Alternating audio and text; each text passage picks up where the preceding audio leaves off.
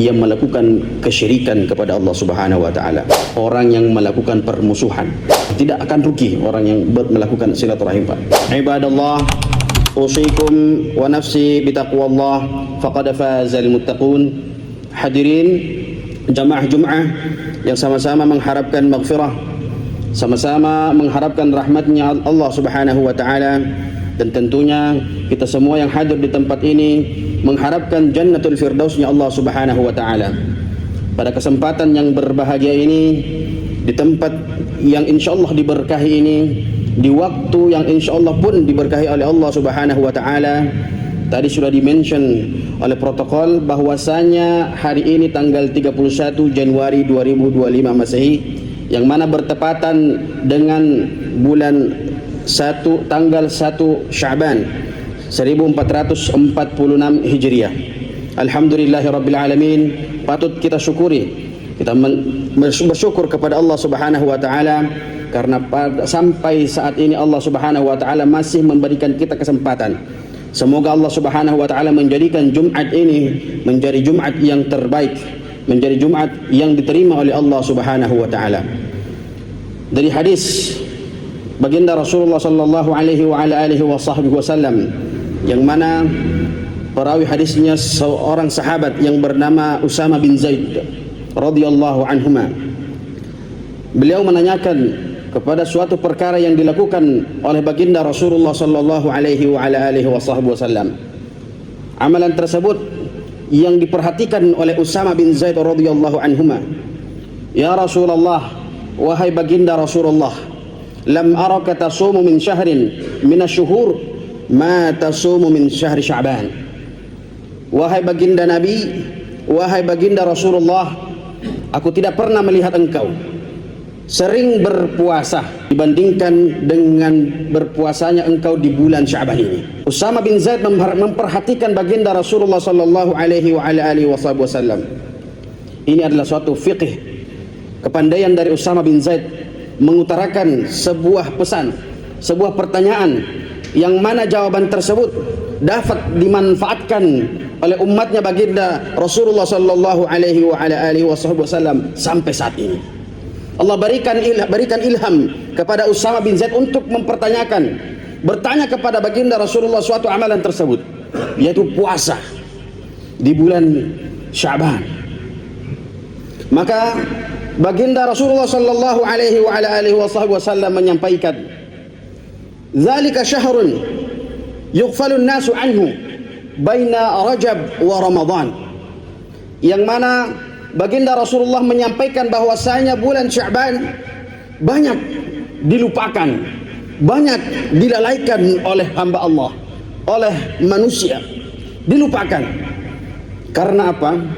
Mungkin karena beberapa sebab.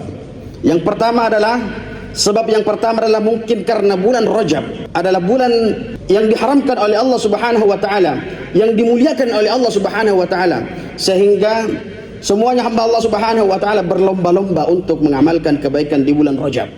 Dan bulan Rajab seperti yang kita ketahui ada suatu peristiwa yang agung, yaitu Isra dan Mi'raj. Dan tentunya di bulan Ramadan ada bulan yang agung, yang mana Allah Subhanahu wa taala lipatkan gandakan pahalanya. Dan bulan Ramadan adalah bulan yang Allah turunkan Al-Quran di dalamnya. Tetapi bulan Sya'ban banyak dilalaikan.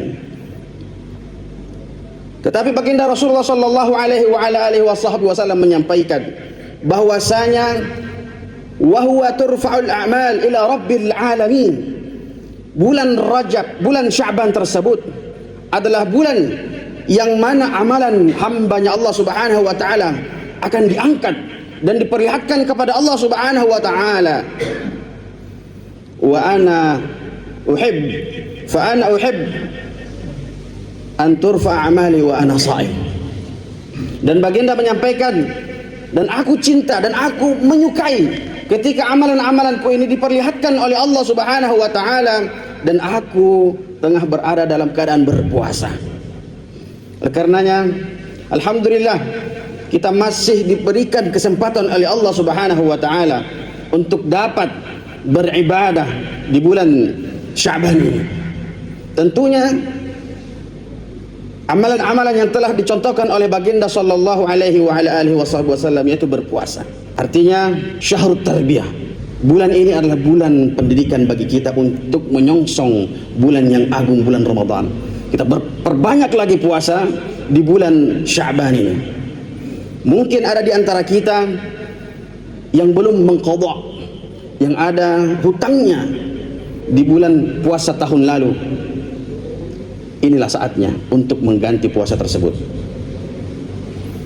Allah Subhanahu wa taala menyampaikan, mungkin dari hamba-hambanya Allah Subhanahu wa taala ada yang sakit atau ada yang melakukan safar, fa'iddatun min ayyamin ukhar. Ketika bulan Ramadan tahun yang lalu ada yang sakit atau ada yang melakukan perjalanan safar, maka ketika ia tidak berpuasa, maka inilah saatnya ia mengganti, ia mengqadha puasa-puasa tersebut. Apalagi mungkin ada di antara kita yang sengaja, wal'iyadzu billah, mempunyai alasan yang syar'i saja, fa'iddatun min ayyamin ukhar, diwajibkan untuk menggantinya.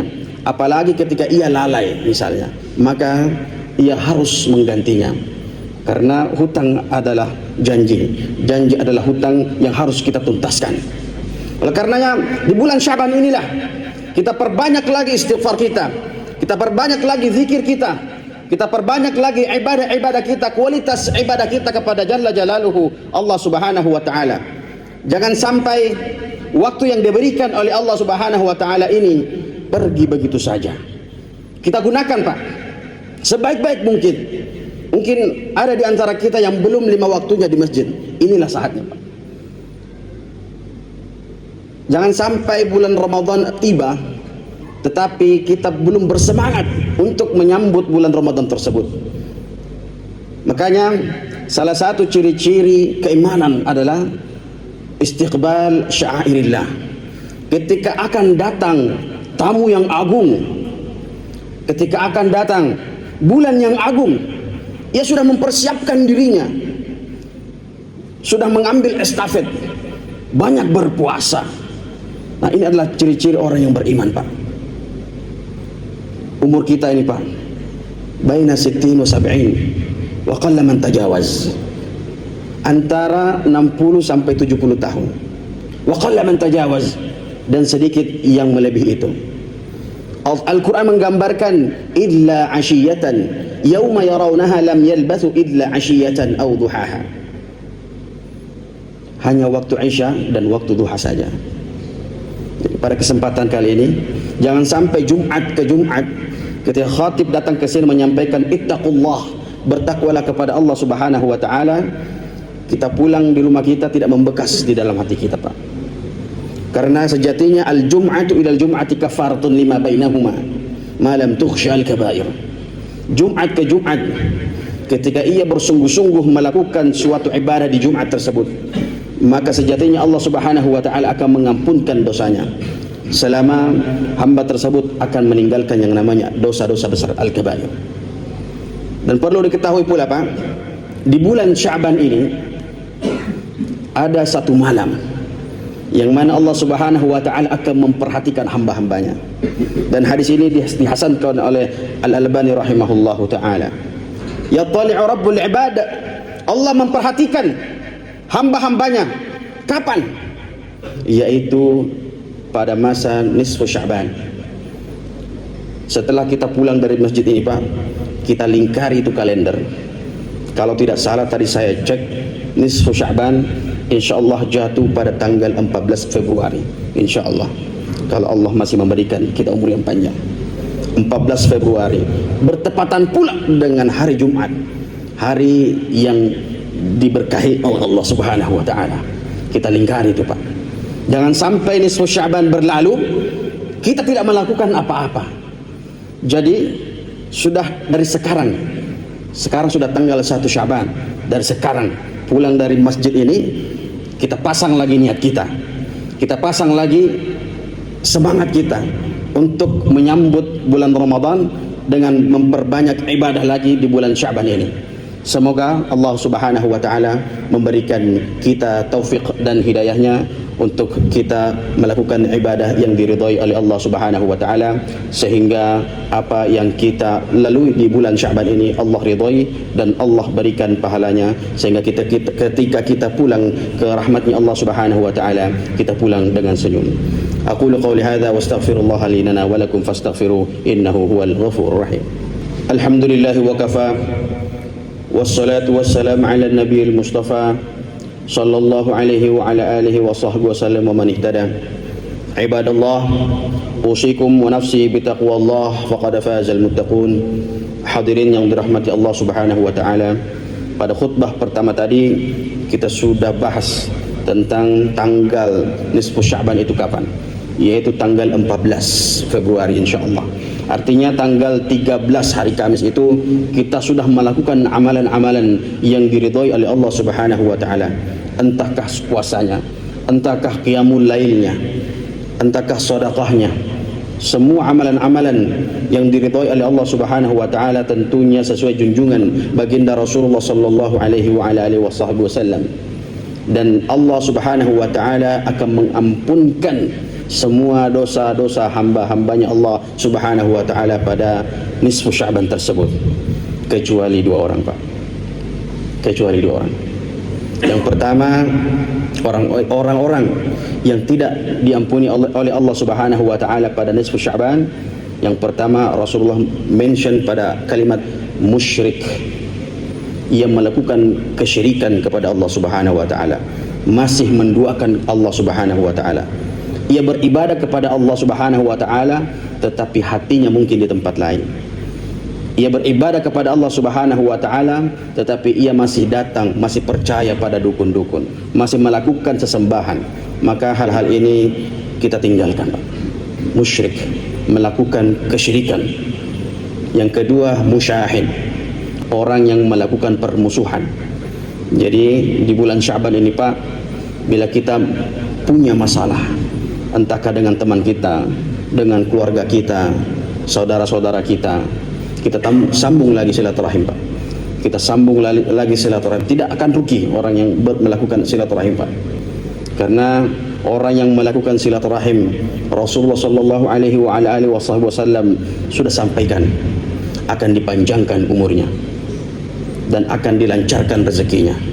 Tetapi ketika orang yang memutuskan tali silaturahim, Pak, ditakutkan oleh Allah Subhanahu wa taala, la yadkhulul jannata qati'. La yadkhulul jannata qati', kata baginda Nabi. Tidak akan masuk surga orang yang memutuskan tali silaturahim, Pak. Jadi pertama musyrik, yang kedua musyahin. Ketika ia melakukan suatu kesyirikan, maka tinggalkan. Bertobat kepada Allah Subhanahu wa taala. Ketika ia masih melakukan suatu permusuhan, maka sambung lagi tali silaturahim, Pak. Mulailah dari diri kita, jangan menunggu dia, kita mulai. Wal khair wabda liman ya'ulu, dan kebaikan adalah orang-orang yang melakukan lebih awal. Semoga Allah Subhanahu wa taala memberikan kita nikmat, memberikan kita kesempatan untuk dapat beribadah, meningkatkan kualitas ketakwaan kita, meningkatkan kualitas ibadah kita di bulan Sya'ban ini. Dan satu doa yang kita harus sering ulang di bulan Sya'ban ini, yaitu kita meminta keberkahan. Kita meminta keberkahan. Allahumma barik lana fi Rajab wa Sya'ban wa ballighna Ramadan. Di riwayat yang lain, Allahumma barik lana fi Sya'ban wa ballighna Ramadan. Kita meminta keberkahan dan kita meminta agar umur kita ini dipanjangkan sampai kita dapat beribadah di bulan Ramadan. Innallaha malaikatahu yusholluna 'alan nabi ya ayyuhalladzina amanu shallu 'alaihi wa sallimu taslima. Allahumma shalli wa sallim wa barik wa anim 'ala sayyidina Muhammadin wa 'ala alihi wa ashabihi wa man tabi'ahum bi ihsanin ila yaumiddin. Allahumma ridhal khulafa'ir rasyidin al-arba'ah Abu Bakar wa Umar wa Uthman wa Ali wa 'ala sa'irus sahabati ajma'in. Allahumma ighfir lil muslimina wal muslimat والمؤمنين والمؤمنات الأحياء منهم والأموات. اللهم إنك تعلم ما في قلوبنا فاقضي جميع حوائجنا يا الله. اللهم من يحضر في هذا المسجد فيسر أمورهم يا الله. اللهم من يحضر في هذا المسجد فاغفر ذنوبهم يا الله. اللهم من يحضر في هذا المسجد فاشف مرضاهم يا الله. عباد الله، إن الله يأمركم بالعدل والإحسان وإيتاء ذي القربى وينهى عن الفحشاء والمنكر والبغي يعظكم لعلكم تذكرون ولذكر الله أكبر والله يعلم ما تصنعون. أقيموا الصلاة.